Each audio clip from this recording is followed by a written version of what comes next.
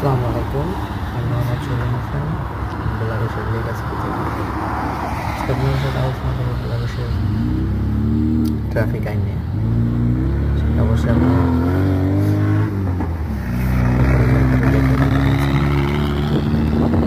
এটা হচ্ছে একটা চৌরাস্তার মোড়।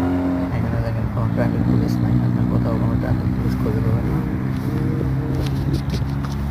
এখানে সব কিছু চলে কম্পিউটারের মাধ্যমে, যেমন এখানে সিসিটিভি লাগানো আছে এবং এখানে কিছু সংকেত ওখান থেকে পাঠায়, যার মাধ্যমে 30 সেকেন্ড 15 সেকেন্ডের জন্য গাড়ির ট্রাফিক নিয়ন্ত্রিত হয়।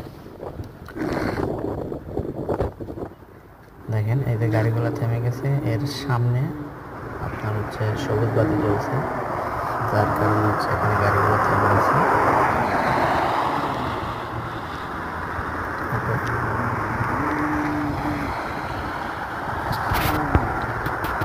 যেটা বলতে চাচ্ছিলাম সেটা হচ্ছে এরকম ট্রাফিক আইন যদি বাংলাদেশে চালু হয় সেক্ষেত্রে বাংলার মানুষ খুবই উপকৃত হবে এবং সময় এবং টাকা দুইটাই বাঁচবে।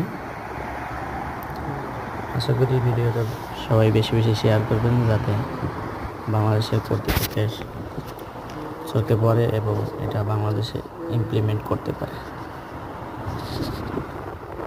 সবাইকে ধন্যবাদ।